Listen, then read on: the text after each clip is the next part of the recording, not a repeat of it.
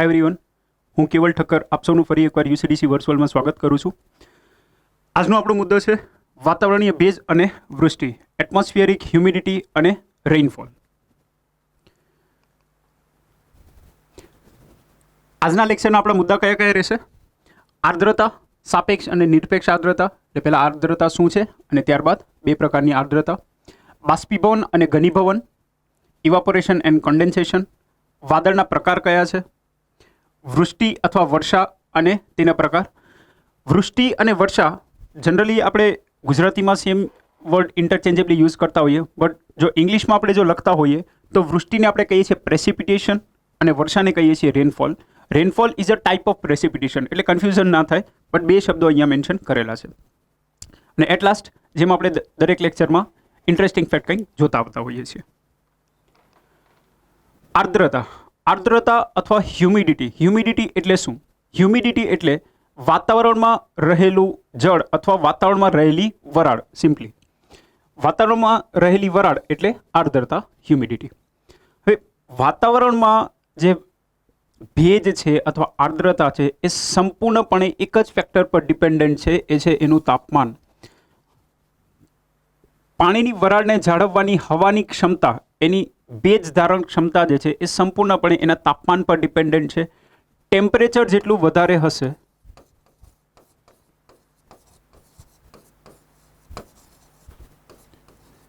એટલી જ વાતાવરણની વોટર હોલ્ડિંગ કેપેસિટી પણ વધારે હશે.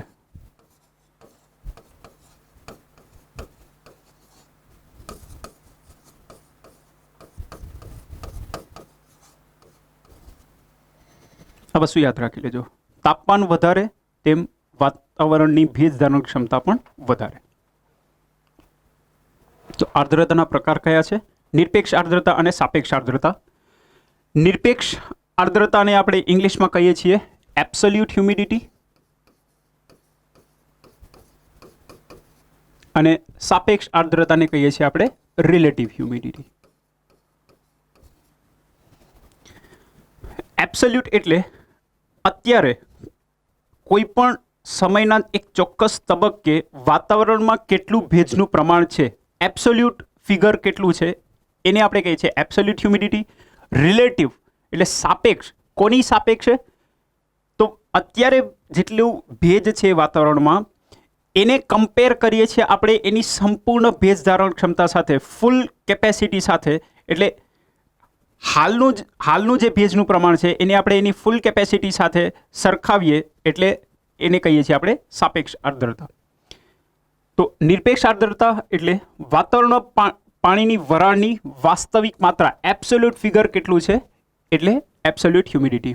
જ્યારે સાપેક્ષ આર્દ્રતા એટલે હાલનું પ્રમાણ ડિવાઇડેડ બાય એની કુલ ભેજ ધારણ ક્ષમતા મલ્ટીપ્લાઇડ બાય 100.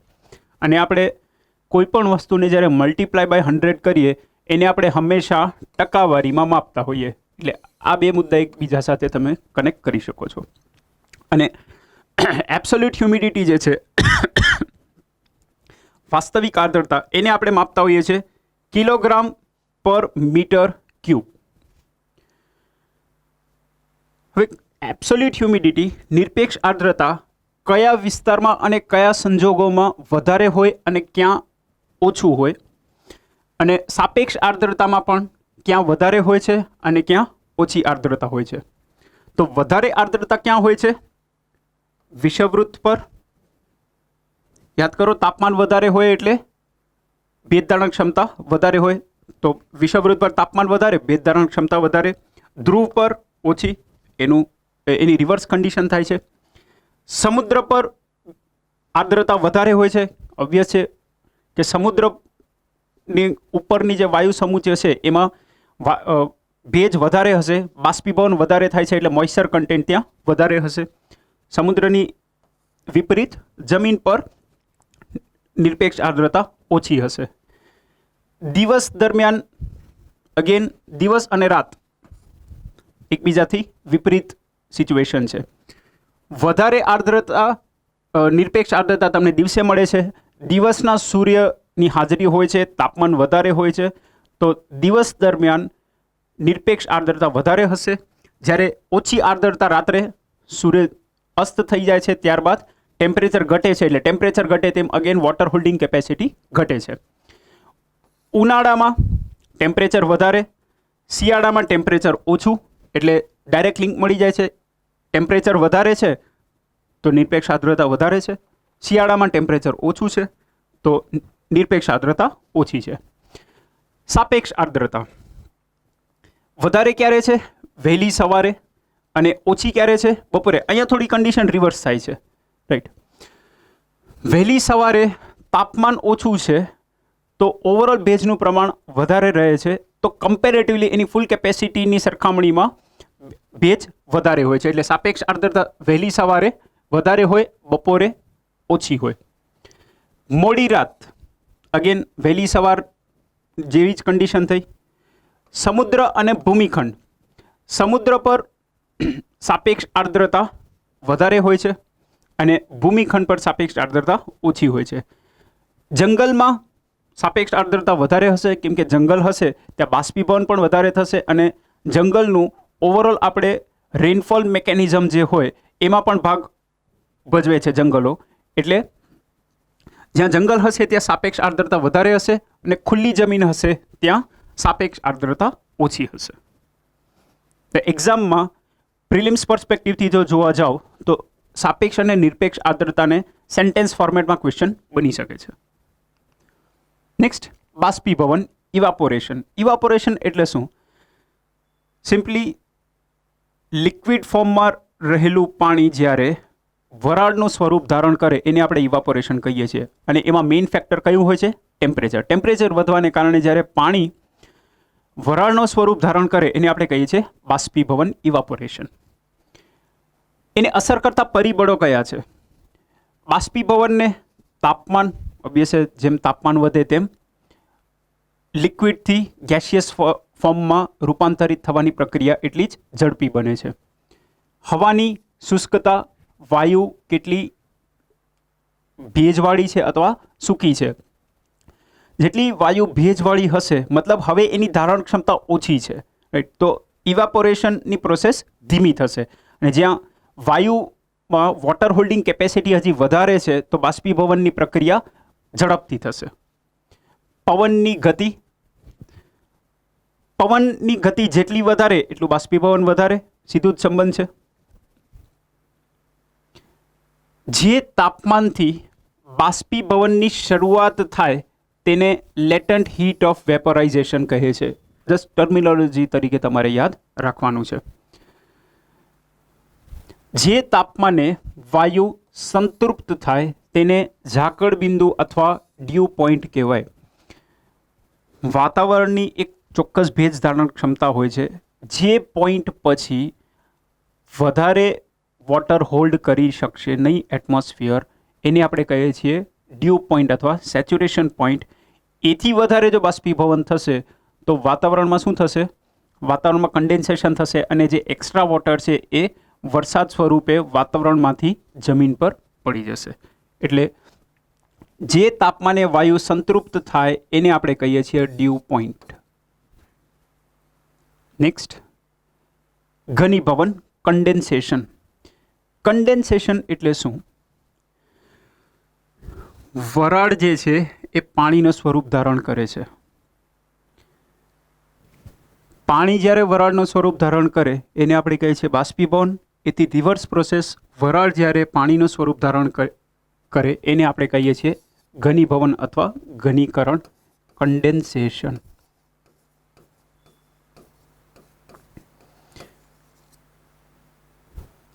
ઘણીવાર એવું થાય કે તાપમાનમાં અચાનક ઘટાડો થવાને કારણે વરાળ જે છે આ ગેસિયસ ફોર્મ છે,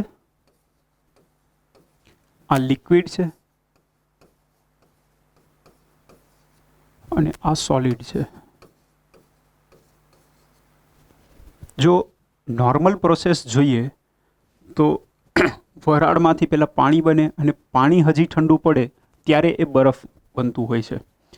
પણ ઘણીવાર તાપમાન અચાનક જ જ્યારે પડી જાય, તાપમાનમાં વધારે ઘટાડો થાય અને વરાળ સીધું જ જ્યારે બરફ બને છે એને આપણે કહીએ છીએ ઉર્ધ્વીકરણ, સબ્લિમેશન ઇંગ્લિશમાં કહીએ છીએ એને આપણે. એને આપણે કહીએ છીએ સબ્લિમેશન. એટલે આ બે ટર્મિનોલોજી યાદ રાખવાની છે. ઝાકળ, હિમ, ધુમ્મસ અને વાદળ, આ જે 4 મુદ્દા છે એ ઘનીકરણ અથવા ઘનીભવનના પ્રકાર છે. એના 4 પ્રકાર કયા છે? ઝાકળ, હિમ, ધુમ્મસ, વાદળ. ઇંગ્લિશમાં કહીશું એને ડ્યુ, ફ્રોસ્ટ, ફોગ અને વાદળ એટલે ક્લાઉડ. ડ્યુ એટલે શું? પૃથ્વીની સપાટી પર પાણીના ટીપા સ્વરૂપે જે કન્ડેન્સેશનની પ્રક્રિયા થતી હોય એને આપણે કહીએ છીએ ડ્યુ. વહેલી સવારે આપણને ખબર છે શિયાળામાં ઝાડના પાંદડા પર આપણે જે ઝાકળ દેખાતી હોય એ ડ્યુ. ફ્રોસ્ટ, હિમ, હવાનું તાપમાન જ્યારે 0 ડિગ્રી સેલ્સિયસ કરતાં નીચે જાય અને બરફની પત્તીઓ જામી જાય, અતિ ઠંડી જ્યારે પડતી હોય ત્યારે જે પાંદડા હોય એના પર એક બરફની ચાદર જેવી બની જાય, એને આપણે કહીએ છીએ ફ્રોસ્ટ. ફોગ, ફોગ આપણને ખ્યાલ છે કે પૃથ્વીની સપાટીની નજીક જે કન્ડેન્સેશન થાય છે વોટર વેપરનું, અને એ વિશાળ વિસ્તારમાં એક વાદળ પ્રકારનું પણ પૃથ્વીની એકદમ નજીક, એને આપણે કહીએ છીએ ફોગ, એકદમ નજીકનું ઘનીકરણ. હવે આ ત્રણેય જે છે ડ્યુ, ફ્રોસ્ટ અને ફોગ, ધીસ ઇઝ ડ્યુ, આપણને દેખાતું હોય શિયાળામાં. આ જ વસ્તુ છે પણ જ્યારે તાપમાન અતિશય ઘટી જતું હોય અને આ પ્રકારને વાતાવરણમાં રહેલી વરાળ જે છે એ બરફ સ્વરૂપે આ રીતે પાંદડા પર અથવા કોઈ પણ વસ્તુ પર જામી જાય, એને આપણે કહીએ છીએ ફ્રોસ્ટ. અને આ છે ફોગ, વિશાળ વિસ્તારમાં ફેલાયેલું જે વોટર વેપર છે એ. વાદળ, ક્લાઉડ, વાદળ એટલે શું? પૃથ્વીની થી ઊંચાઈએ આવેલું ધુમ્મસ, ઊંચાઈએ આવેલું છે, હાઈટ છે, રાઈટ. જ્યારે હાઈટ ન ધરાવતો પૃથ્વીની સપાટી પર હોય એને આપણે કહીએ છીએ ફોગ. હવે આવું જ એક બીજું શબ્દ આપણે પોલ્યુશનના કન્ટેક્સ્ટમાં જોતા હોઈએ, સ્મોગ. સ્મોગ એટલે શું? Smoke plus fog. પ્રદૂષણ વધવાને કારણે, ખાસ કરીને સ્મોગ શબ્દ આપણે શિયાળામાં દિલ્હીના કન્ટેક્સમાં વધારે સાંભળતા હોઈશું, જ્યાં પોલ્યુશન અતિશય વધી જવાથી તમને એકદમ નજીકનું પણ ના દેખાતું હોય, રાઈટ. ધુમાડો અને ધુમ્મસ એ બંને જ્યારે ભેગા થાય એને આપણે કહીએ છીએ સ્મોગ. નેક્સ્ટ, વાદળ અને વાદળના પ્રકાર શું છે? સી, વાદળના પ્રકાર મોસ્ટ પ્રોબેબલી, અને જો જોવા જઈએ તો મેન્સનો મુદ્દો નથી, એ પ્રિલિમ્સનો જ મુદ્દો છે. અને વાદળના મુદ્દામાંથી કયા પ્રકારના પ્રશ્નો બની શકે છે? પહેલાં તો કયા પ્રકારના વાદળ વર્ષા કરે છે અથવા નથી કરતા, મોસ્ટ કોમન ક્વેશ્ચન. બીજું, એના લક્ષણો કયા છે? અને ત્રીજું, હાઇટ રિલેટેડ. તમે અહીંયા જોઈ શકો છો કે અમુક હાઇટ રિલેટેડ અમુક વાદળ છે એ અમુક જગ્યાએ જ મળશે, અમુક ઊંચાઈએ જ મળશે, અને અમુક વાદળો છે એ પૃથ્વીની સપાટીની નજીક જ મળશે, રાઈટ. તો આ પ્રકારના ક્વેશ્ચન આમાંથી બની શકે. મોસ્ટલી પ્રિલિમ્સ ઓરિએન્ટેડ જ મુદ્દો છે વાદળ અને વાદળના પ્રકાર.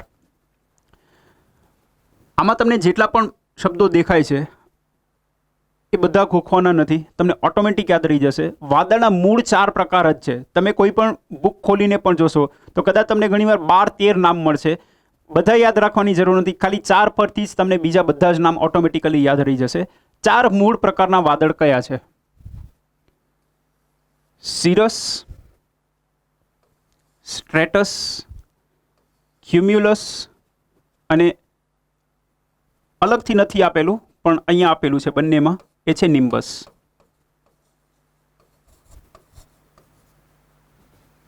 મૂળ આ 4 પ્રકારના જ વાદળ છે. આ 4 પરથી જ બાકી બધા જ વાદળો બને છે. સિરસ એટલે તંતુ વાદળ, સ્ટ્રેટસ એટલે પડ વાદળ, ક્યુમ્યુલસ એટલે ઢગ વાદળ અને નિમ્બસ એટલે વર્ષા વાદળ. ખાલી આ 4 જ નામ યાદ રાખવાના છે. મૂળ લક્ષણ કયા છે? પછી તમારે આના કોમ્બિનેશન જ કરવાના છે, બીજું કંઈ નથી. તંતુ વાદળ. તંતુ વાદળ હંમેશા તમને ઊંચાઈ પર જ જોવા મળશે. તમે આ ડાયાગ્રામમાં જોઈ શકો છો. સિરસ જેનો રૂટ વર્ડ છે એ ફક્ત તમને હાઈ ક્લાઉડ્સની કેટેગરીમાં જ મળશે. મિડ અથવા લો ક્લાઉડ્સની કેટેગરીમાં જોવા નહીં મળે. હાઈ ક્લાઉડ્સમાં સિરસ, તો સિરો સ્ટ્રેટસ, સિરો ક્યુમ્યુલસ, રાઈટ, એ ઊંચાઈ પર જ મળે છે. સિરસ શબ્દ તમને અહીંયા ક્યાંય નહીં જોવા મળે. ક્લિયર? એટલે સિરસ સૌથી પહેલી લાક્ષણિકતા ઊંચાઈના વાદળ છે. બીજો મુદ્દો નિમ્બસ, વર્ષા વાદળ. એક્ઝામમાં જો કન્ફ્યુઝન થાય તો એકદમ શાંતિથી વિચારજો. નામ શું છે? વર્ષા વાદળ. આ પ્રકારના વાદળ વર્ષા કરે છે. હવે વર્ષા કરતા વાદળ હોય તો ઓબ્વિયસ છે એમાં વજન હશે, કેમ કે એ પાણી ધરાવે છે, તો એ ઊંચાઈ પર તો નહીં જ હોય. એટલે વર્ષા વાદળ હંમેશા પૃથ્વીની સપાટીની નજીક અથવા થોડીક ઊંચાઈ પર જ તમને મળશે. એટલે તંતુ વાદળ થઈ ગયા તમારા ઊંચાઈના વાદળ, અને નીચેના અથવા મધ્યમ ઊંચાઈના વાદળ તમારા થઈ ગયા વર્ષા વાદળ. હવે અહીંયા જે અલગ અલગ કોમ્બિનેશન બને છે, અહીંયા તમે જુઓ, સિરસ શબ્દ સાથે સ્ટ્રેટસ એટલે પડ અને ઢગ એટલે ક્યુમ્યુલસ, આ બંને શબ્દો વપરાયા છે, પણ વર્ષા વાદળ નથી. સિરો નિમ્બસ એવો શબ્દ બની જ ના શકે, કે બંને પરસ્પર વિરોધાભાસી બને છે. આ ઊંચાઈનું વાદળ છે, આ નીચલા સ્તરનું વાદળ છે, તો ઓબ્વિયસલી આ બેનું કોમ્બિનેશન બનશે નહીં. સ્ટ્રેટસ અને ક્યુમ્યુલસ, આ બે જે વાદળ છે એ એના સ્વરૂપ અથવા એના રૂપના આધારે, એનો દેખાવ કેવો છે એના પરથી એનું નામ પડે છે. જ્યારે આ બે વાદળ છે એ હાઇટના આધારે એનું નામ પડે છે, રાઈટ. એટલે જ્યારે હાઇટના આધારે નામ પડતું હોય તો એ બેનું કોમ્બિનેશન ક્યારે નહીં બને. અને જે લુક આપણે કહીએ છીએ એના સ્વરૂપના આધારે જે એના નામ પડે છે તો એના ઓબ્વિયસલી કોમ્બિનેશન બની શકે છે. હવે સિરસ જે છે એ ઊંચાઈના વાદળ છે, એ હંમેશા સફેદ રંગના છે, આ તમે જોઈ શકો છો, છૂટા છવાયા છે, અને એ વરસાદ કરશે નહીં. એટલે આ થઈ ગયા તમારા તંતુ વાદળ. વર્ષા વાદળ, પહેલી વાત, વર્ષા કરશે, ભારેથી અતિભારે વરસાદ કરશે, આ તમે જોઈ શકો છો, આ પ્રકારના જે વાદળ છે, રાઈટ, એ ઓબ્વિયસ છે કે ભારેથી અતિભારે વરસાદ કરે છે. ક્યુમ્યુલસ ઢગ વાદળ. હવે ઢગ વાદળ, એનું નામ ઢગ એટલા માટે પડે છે કેમ કે એ દેખાવમાં રૂ એટલે કપાસ, રૂના ઢગ જેવા છે. કપાસનો ઢગ પડ્યું હોય, એક હીપ પડ્યું હોય, તો તમે વિચારો કે આ રીતનું બેઝ હોય અને કપાસ કઈ રીતના પડ્યું હોય, આ રીતનું કંઈક બનતું હોય. તો ક્યુમ્યુલસ ક્લાઉડ્સ પણ એ જ છે. આ તમે જો, ફ્લેટ બેઝ છે, બેઝ ફ્લેટ છે, અને એનો આકાર કંઈક ઢગ જેવું છે, એટલા માટે એને ઢગ વાદળ કહેવાય છે. ક્યારેક આ પ્રકારના વાદળો ઝરમર વરસાદ એવું કરી શકે છે, રાઈટ. પડ વાદળ. પડ એટલે શું? લેયર્સ. સ્ટ્રેટસ, આપણે આગળ સ્ટ્રેટોસ્ફિયર ભણી ગયા હતા. સ્ટ્રેટા એ રૂટ વર્ડ છે. સ્ટ્રેટસ, સ્ટ્રેટા બનેલા છે, એના લેયર દેખાય છે, એટલા માટે એને પડ વાદળ કહેવાય છે. અને આ પણ વાદળ વર્ષા કરશે નહીં. હવે જોઈએ કોમ્બિનેશન કયા કેમ બને છે.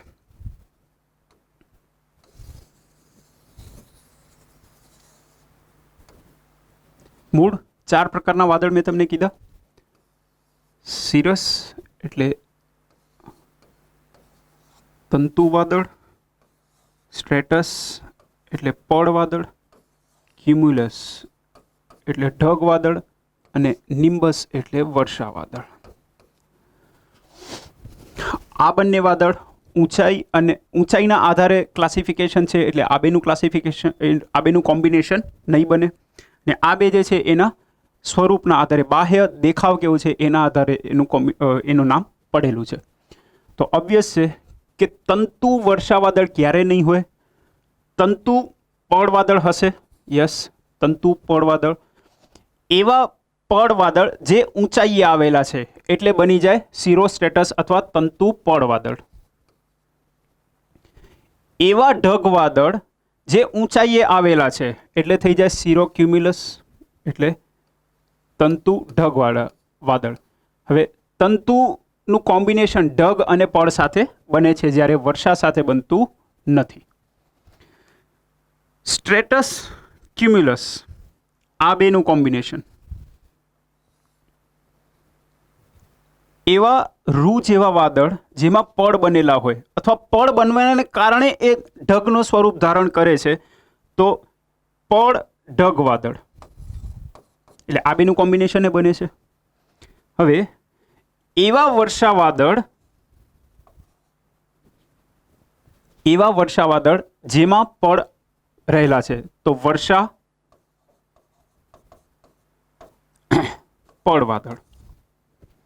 અને ક્યુમ્યુલસ અને વર્ષા વાદળ એટલે ક્યુમ્યુલો નિમ્બસ એટલે ઢગ વર્ષા વાદળ અથવા વર્ષા ઢગ વાદળ. તો એ તમે જોઈ શકો છો કે ઢગ જેવું બનતું જાય છે તો એની સાથે એ વાદળ હાઈટ પણ પકડે છે, રાઈટ. એટલે એ બની જાય છે વર્ષા ઢગ વાદળ અથવા ઢગ વર્ષા વાદળ. એટલે તમે જુઓ વર્ષા વાદળનું તંતુ વાદળ સાથે કોમ્બિનેશન બનતું નથી, બાકીના બે સાથે બને છે. તંતુ વાદળ અગેન સેમ ક્રોસ, એટલે આ બેનું કોમ્બિનેશન બનતું નથી. પડ ઢગ વાદળ એકબીજા સાથે પણ કોમ્બિનેશન બને છે અને બાકીના બંને સાથે પણ બને છે. તો હાઈ ક્લાઉડ્સ થઈ ગયા, લો ક્લાઉડ્સ થઈ ગયા. Middle clouds, mid range clouds. Mid range clouds એટલે કેટલી હાઈટ? 6,500 ફીટથી કરી અને 20,000 ફીટ. ક્યાંક સોર્સ બદલવાની સાથે હાઈટમાં ક્યાંક વેરિએશન જોવા મળી શકે છે. એટલે લો ક્લાઉડ્સ એટલે શું થયું? અપ ટુ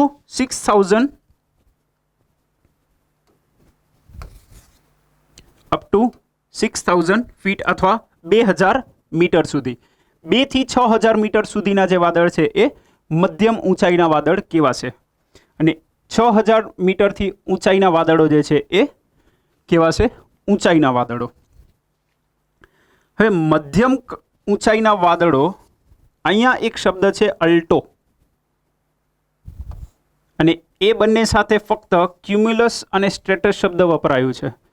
અહીંયા નથી તંતુ વાદળ સાથે કોમ્બિનેશન બનતું કે નથી વર્ષા વાદળ સાથે કોમ્બિનેશન બનતું, કારણ કે આ હાઈ ક્લાઉડ છે, આ લો ક્લાઉડ છે. તો મિડલ રેન્જમાં આ બંને ક્લાઉડ્સ આવતા નથી. એટલે મિડલ રેન્જમાં ખાલી આ બે જ વાદળ આવશે જેનું સ્વરૂપ એવું હશે. યાદ કેમ રાખશો? અલ્ટો, મારુતિ સુઝુકી બ્રાન્ડની એક મિડ રેન્જ કાર આવે છે અલ્ટો. એ નથી લો રેન્જ કાર ટાટા નેનોની જેમ, કે નથી high range luxurious car Hyundai Creta કે બીજી કોઈ લક્ઝરિયસ કારની જેમ. એ મિડ રેન્જ કાર છે. એકચ્યુઅલી અલ્ટો જે છે એનો મતલબ જ થાય મધ્યમ કક્ષાનું. મિડ રેન્જ હોય ને એને જ અલ્ટો કહેવાય. તો યાદ રહી જાય, જ્યાં અલ્ટો શબ્દ આવે એટલે સમજી જવાનું કે મધ્યમ કક્ષાના વાદળ છે. અને કયા વાદળ હશે? પડ વાદળ, સોરી, અહીંયા પડ વાદળ અને અહીંયા આવશે ઢગ વાદળ. આઈ હોપ આખું ડાયાગ્રામ ક્લિયર થઈ ગયું હશે. તો આ આખું ડાયાગ્રામ જોઈ અને તમે મને જવાબ આપશો કે પૃથ્વીના વાતાવરણમાં સૌથી ઊંચાઈના વાદળો કયા છે? જવાબ તંતુ વાદળ નથી. જવાબ છે આગલા લેક્ચરમાં આપણે ભણી ગયા હતા નિશાદીપ્ત વાદળો. નોક્ટિલ્યુસન્ટ ક્લાઉડ્સ જે મેસોસ્ફિયરમાં મળે છે. કન્ફ્યુઝન ના થવું જોઈએ. આ જસ્ટ અહીંયા સુધીની ઊંચાઈના છે, બટ ઓવરઓલ વાતાવરણનું જો પ્રશ્ન આવે તો જવાબ આપશે નોક્ટિલ્યુસન્ટ અથવા નિશાદીપ્ત વાદળ, જેની ચર્ચા ઓલરેડી આપણે આગળ કરેલી છે. તો આઈ હોપ વાદળના પ્રકાર ક્લિયર થઈ ગયા હશે. નેક્સ્ટ, વૃષ્ટિ અથવા વર્ષા અને તેના પ્રકાર. વૃષ્ટિ એટલે પ્રેસિપિટેશન,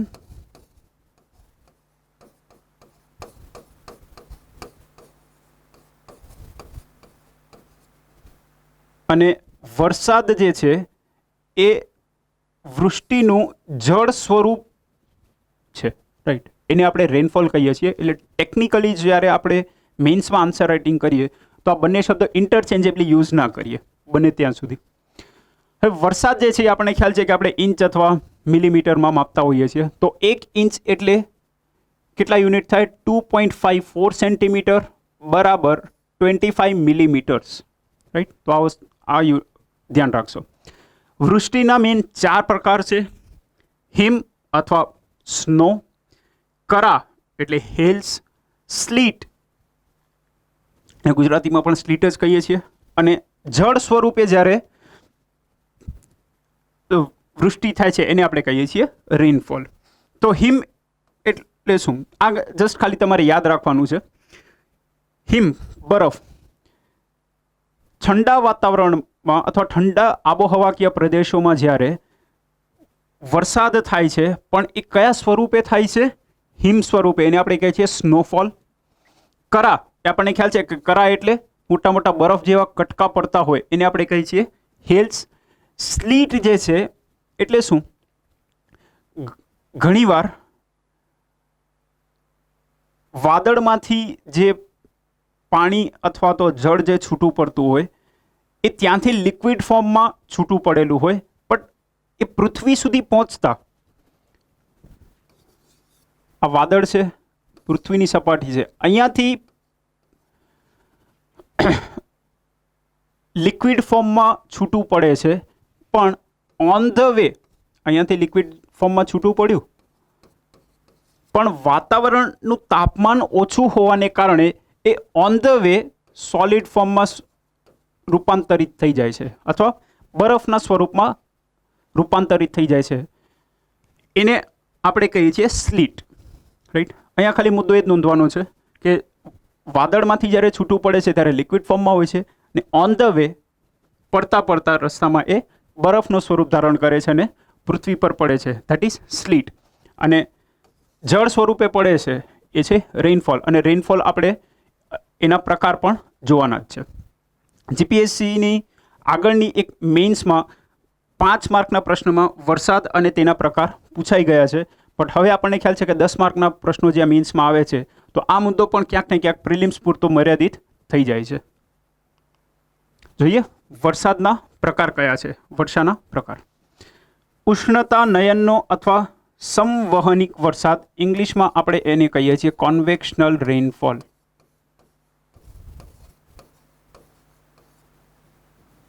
બીજું છે ભૂપૃષ્ઠનો વરસાદ અથવા ઊંચાઈનો વરસાદ, જેને આપણે કહીએ છીએ ઓરોગ્રાફિક રેઇનફોલ.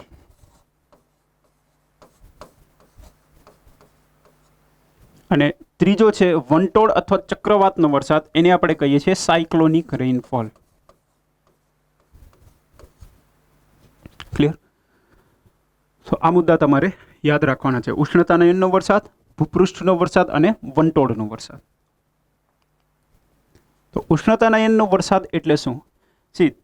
આપણા મગજમાં જે એક સિમ્પલ એક પ્રક્રિયા મગજમાં હોય કે પૃથ્વીના જે જળાશયો છે, પૃથ્વી પર જળના સંસાધનો રહેલા છે, સૂર્યાઘાતને કારણે જ્યારે તાપમાન વધે છે ત્યારે એમાંથી બાષ્પીભવન થાય છે.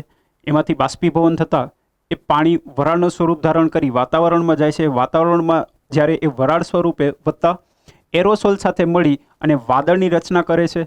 વાદળની રચના કરે છે અને જેમ બાષ્પીભવન શરૂ જ છે, પણ એનો સંતૃપ્તિ સ્તર આવતા એટલા શું થાય છે? સંતૃપ્તિ સ્તર આવે ત્યારબાદ એ વરસાદના સ્વરૂપે એ જે પાણી છે એ આપણને પૃથ્વી પર ફરી પડી જાય છે. ને આ જ સાયકલ જ્યારે રેગ્યુલરલી ફરતી હોય કોઈ પણ અડચણ વિના, એને આપણે કહીએ છીએ ઉષ્ણતા નયનનો વરસાદ. Very simple. રાઈટ. હીટના કારણે ઇવાપોરેશન થાય છે આ જળાશયોમાંથી. કોન્વેક્શન એટલે મૂવમેન્ટ કેવી છે? વર્ટિકલ મૂવમેન્ટ છે, એટલે કોન્વેક્શનલ મૂવમેન્ટના કારણે આ ઉપર જાય છે. વાદળો બને છે, કન્ડેન્સેશન. સંતૃપ્તિ સ્તર આવતા, સેચ્યુરેશન આવતા એ વરસાદ સ્વરૂપે ફરી અહીંયા પડે છે. આ એક સાયકલ જે પૂરી થાય છે આખી, એને આપણે કહીએ છીએ ઉષ્ણતા નયનનો અથવા સંવહનિક વરસાદ. હવે એક્ઝામમાં આપણને વરસાદના પ્રકાર અને એનો વિસ્તાર ખાસ કરીને પૂછી શકે છે. ઓરોગ્રાફિક રેઇનફોલ છે જે ભૂપૃષ્ઠનો વરસાદ, એનો જીપીએસસી પ્રિલિમ્સમાં ઓલરેડી ક્વેશ્ચન પૂછાયેલો છે કે કયા ભારતના કયા વિસ્તારમાં તમને ઉષ્ણતા નયનનો વરસાદ જોવા મળે છે. હવે કોન્વેક્શનલ રેઇનફોલ જે છે ખાસ કરીને સમુદ્રો પર, કેમ કે સમુદ્ર પર શું થાય છે? વિશાળ સમુદ્રી વિસ્તાર છે, વચ્ચે કોઈ જ અડચણ નથી, નથી ખંડીય વિસ્તાર, નથી પર્વતીય વિસ્તાર, કાંઈ જ નહીં. તો આ જે પ્રક્રિયા છે એ કોઈ પણ અડચણ વિના સાયકલ ફરતી રહેતી હોય છે. એટલે ઉષ્ણતાનયનનો વરસાદ મોસ્ટલી તમને ઓશિયન્સ અથવા સમુદ્રો પર તમને જોવા મળશે. નેક્સ્ટ, ભૂપૃષ્ઠનો વરસાદ. ભૂપૃષ્ઠનો વરસાદ એટલે જે દરિયા પરથી જમીન તરફ આવતા જે પવનો હોય, એ પવનો જ્યારે જમીન તરફ અથવા ખંડ તરફ આવે ત્યારે ખંડના જે સ્વરૂપો છે, ભૂમિ સ્વરૂપો જેને આપણે કહીએ છીએ, પઠારીય પ્રદેશ છે, પર્વતીય પ્રદેશ છે, પર્વતમાળાઓ હોય છે વગેરે, તો એના કારણે જ્યારે આ આવતા પવનો છે એ આ પર્વતોને લીધે રોકાય છે. હવે જ્યારે પવનો આ પર્વતોને લીધે રોકાય છે અથવા પર્વત એના માટે એક બાધારૂપ બને છે, ત્યારે આ પવનો શું કરે છે? હવે પવનને આગળ જવું હોય તો એકમાત્ર ઓપ્શન છે, એની હાઇટ વધે છે. મોઇસ્ટ એર, એની હાઇટ વધે છે. હવે જેમ હાઇટ વધે તેમ તાપમાન ઘટે. જેમ તાપમાન ઘટે, અહીંયા હાઇટ વધે છે,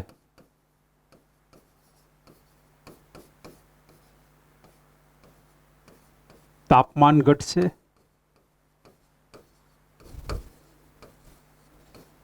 જેમ તાપમાન ઘટશે, જેમ ઊંચાઈ વધે તેમ તાપમાન ઘટે. હવે જેમ તાપમાન ઘટે તેમ વાતાવરણની ભેજ ધારણ ક્ષમતા પણ ઘટે છે, એટલે વોટર હોલ્ડિંગ કેપેસિટી ઘટશે.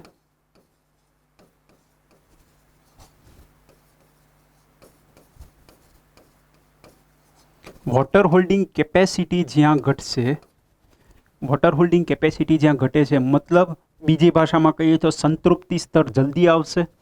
એટલે વાતાવરણનું સેચ્યુરેશન અથવા વાદળોનું સેચ્યુરેશન જલ્દી થશે અને શું થાય છે?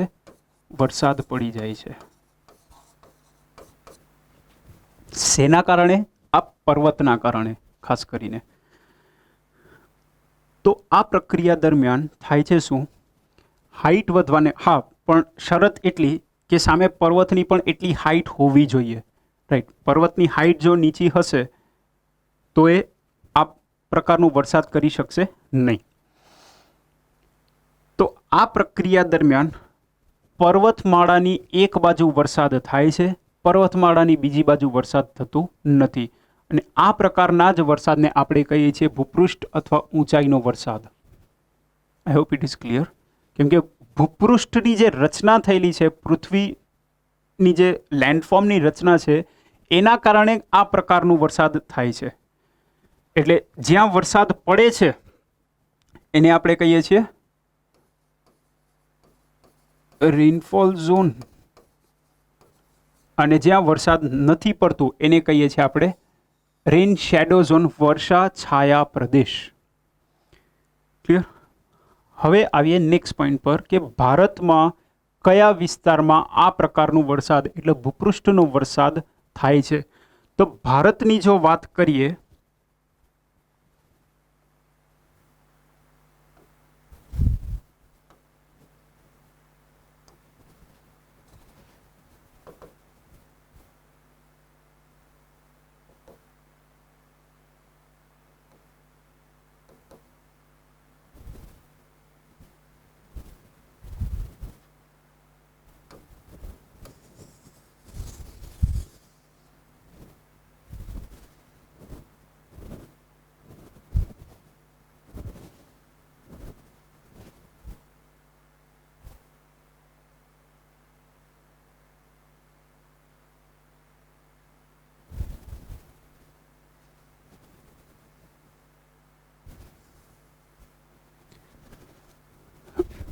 ભારતની જો વાત કરીએ તો આપણને ખ્યાલ છે કે ભારતના દ્વીપકલ્પીય પ્રદેશમાં એક બાજુ આવેલા છે પશ્ચિમ ઘાટ, બીજી બાજુ આવેલા છે પૂર્વ ઘાટ, અને દક્ષિણ પશ્ચિમ ચોમાસાની જે પ્રક્રિયા છે, દક્ષિણ પશ્ચિમ ચોમાસું એટલે શું? દક્ષિણ પશ્ચિમ દિશામાંથી આવતા પવનો એટલે દક્ષિણ પશ્ચિમ ચોમાસું. આપણને ખ્યાલ છે કે પવન જે દિશામાંથી આવે એ દિશામાંથી એનું નામ પડે છે. સાઉથ વેસ્ટ દિશામાંથી આવે જે પવન એટલે સાઉથ વેસ્ટ મોન્સૂન. આજે વરસાદ થાય છે, આ પશ્ચિમ ઘાટનું આ રીતનું કંઈક એલિવેશન છે, ડિસકન્ટિન્યુઅસ છે, ક્યાંક ક્યાંક હું ડાયરેક્ટલી તમને સમજાવવા માટે કન્ટિન્યુઅસ દોરેલા છે. આજે દક્ષિણ પશ્ચિમ ચોમાસા દરમિયાન જે પવનો આવે છે એને આ પશ્ચિમ ઘાટ રોકે છે અને એના કારણે થાય છે શું? પશ્ચિમ ઘાટના પશ્ચિમ બાજુ એટલે પશ્ચિમ ઘાટના તટીય પ્રદેશમાં વરસાદ વધારે પડે છે, જ્યારે એના અંતરિયાળમાં એટલે એની પૂર્વ બાજુ વરસાદ ઓછું પડે છે. આ તો માની લો આ મહારાષ્ટ્રનો વિદર્ભ એરિયા છે, આ કર્ણાટકનો અંતરિયાળ એરિયા છે, ત્યાં પાણીની ઘણીવાર તંગી રહેતી હોય છે અને એનું કારણ છે ભૂપૃષ્ઠનો વરસાદ. જોઈએ બીજો એરિયા, ભારતનો પૂર્વોત્તર ભારત. પૂર્વોત્તર ભારતમાં આ દક્ષિણ પશ્ચિમ ચોમાસાના પવનો છે. દક્ષિણ પશ્ચિમ ચોમાસાના પવનો અહીંયા જઈ અને આ હિમાલયનું જે એલિવેશન આ રીતનું છે, આ ગારો ખાસી જયંતિયાના પર્વતો છે, અને અહીંયા જઈને આ પવનો અહીંયા બ્લોક થઈ જાય છે. હિમાલયની હાઇટ આપણને ખબર છે કે વધારે છે. ઓલમોસ્ટ આ એરિયામાં 6,500 ફીટ જેટલી મીટર જેટલી એની એવરેજ હાઇટ છે. તો આ એરિયામાં જ્યારે વાદળો ફસાઈ જાય છે, વરસાદના વાદળો, ત્યારે એમની પાસે ઉપર મતલબ એની હાઇટ વધવા સિવાય કોઈ જ ઓપ્શન નથી, એ બીજે ક્યાંય સ્પ્રેડ નહીં થઈ શકે. તો શું કરશે? એની બધી જ કેપેસિટી જઈ અને અહીંયા વરસાદ કરશે. એટલે અહીંયા પણ ભૂપૃષ્ઠનો વરસાદ,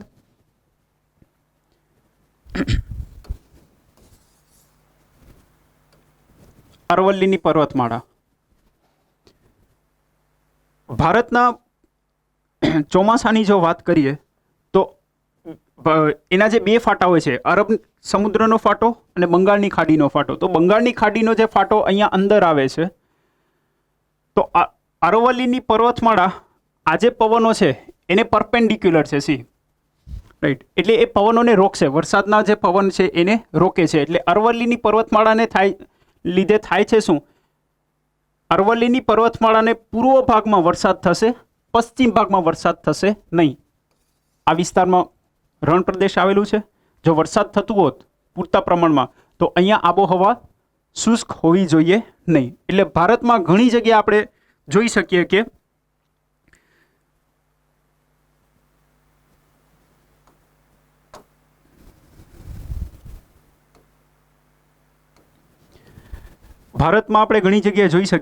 કે ભૂપૃષ્ઠનો વરસાદ થાય છે, જ્યાં ખાસ કરીને પર્વતમાળાઓ અથવા પઠારીય પ્રદેશના કારણે એક વિસ્તારમાં વરસાદ પડે છે, બીજા વિસ્તારમાં વરસાદ પડતું નથી. નેક્સ્ટ, વંટોળ અથવા ચક્રવાતનો વરસાદ. વંટોળ અથવા ચક્રવાતના વરસાદ વિશે આપણે ઓલરેડી આગળ ચર્ચા કરી ગયા હતા, જ્યાં મધ્ય અક્ષાંશના ચક્રવાત અને ઉષ્ણકટિબંધીય ચક્રવાત વિશે જ આપણે નોંધ લેવાની છે. તો અહીંયા જસ્ટ એક રિવિઝન કરી લઈએ. ઉષ્ણકટિબંધીય ચક્રવાત એટલે ટ્રોપિકલ સાયક્લોન અને મધ્ય અક્ષાંશના ચક્રવાત એટલે ટેમ્પરેટ અથવા મિડ લેટિટ્યુડ સાયક્લોન શું છે? ઉષ્ણકટિબંધીય ચક્રવાતમાં વાતાગ્ર વ્યવસ્થા જોવા મળતી નથી અને અહીંયા સ્પષ્ટ વાતાગ્ર વ્યવસ્થા આપણને જોવા મળે છે. ઉષ્ણકટિબંધીય ચક્રવાત ફક્ત દરિયા પર જ ઉદ્ભવે છે, જ્યારે આ જમીન અને દરિયા બંને પર ઉદ્ભવે છે. વાયુની ગતિ અહીંયા તીવ્ર છે કોરિયોલિસ ફોર્સના કારણે, અને સેન્ટરમાં લો પ્રેશર છે. કોરિયોલિસ ફોર્સના કારણે પવનો ગોળ ફરીને અંદર આવે છે. અહીંયા વાતાવરણમાં જે વાયુ છે એની તીવ્રતા સાપેક્ષે ઓછી છે. ઉષ્ણકટિબંધીય ચક્રવાત જે છે એની દિશા પૂર્વથી પશ્ચિમની છે, જ્યારે અહીંયા પશ્ચિમથી પૂર્વ છે, અને અહીંયા કામ કરે છે ફેરલનો નિયમ. આપણે જોઈ ગયા હતા લાસ્ટ લેક્ચરમાં. લાસ્ટ ઇન્ટરેસ્ટિંગ ફેક્ટ શું છે? એસિડ રેન, એસિડ વર્ષા માટે આ પ્રશ્ન વારંવાર એક્ઝામમાં પૂછાયેલો છે. એસિડ રેન માટે મુખ્ય જવાબદાર તત્વો કયા છે? સલ્ફર ડાયોક્સાઇડ અને નાઇટ્રોજન ઓક્સાઇડ. બે વસ્તુના કારણે મેઇનલી એસિડ રેન થતું હોય છે. મોસિનરમ ક્યાં છે? ખાસીના પર્વતોમાં, ગારો ખાસી જયંતિયાના પર્વતોમાં મોસિનરમ છે, મેઘાલયમાં. ત્યાં વિશ્વમાં સૌથી વધારે વરસાદ નોંધાય છે. રાઈટ, વિશ્વમાં સૌથી વધારે વરસાદ નોંધાય છે મોસિનરમમાં, અને વિશ્વનો સૌથી સૂકો પ્રદેશ છે એટાકામાનું રણ. આપણે લાસ્ટ લેક્ચરમાં જોઈ ગયા હતા. એટલે આ છે ખાસ કરીને યાદ રાખજો ખાસીના પર્વતોમાં એક્ઝામ પૂછી શકે મોસિનરમ મેઘાલય તો ખરું પણ કયા પર્વતો ગારો ખાસી અને જૈંતિયામાંથી ખાસીના પર્વતોમાં મોસિનરમ આવેલું છે. Not all rain drops are made up of water. It also contains sulphuric acid or methane. વાદળમાંથી જે પણ વરસાદના ટીપા પડે છે એ બધા જ પાણીના બનેલા હોતા નથી. એમાં સલ્ફ્યુરિક એસિડ અથવા મિથેન પણ રહેલું હોય છે. વરસાદ પડે ત્યારે આપણને સરસ મજાની સુગંધ આવે. એ સુગંધ માટે ટર્મિનોલોજી શું છે? એ સુગંધને કહેવાય છે પેટ્રીચોર. રાઈટ, જસ્ટ એમ નોલેજ માટે. રાઈટ, તો આ હતો આજનો આપણો મુદ્દો. વાતાવરણનું ભેજ, વરસાદ, વૃષ્ટિ, વાદળના પ્રકાર વગેરે. અને આની જ સાથે આપણે જે વાતાવરણ અને એની સંરચના સાથે જે આબોહવા વિજ્ઞાન અથવા ક્લાઇમેટોલોજીને જે શરૂઆત કરી હતી એ સંપૂર્ણ મુદ્દો આ મુદ્દાની સાથે અહીંયા પૂરો થાય છે. રાઈટ, નેક્સ્ટ લેક્ચરમાં ફરી મળીશું કંઈક નવા મુદ્દા, નવા ઇન્ટરેસ્ટિંગ ફેક્ટ સાથે અને ફરીથી એક નવો કંઈક ટોપિક શરૂ કરીશું. Till then stay safe, by.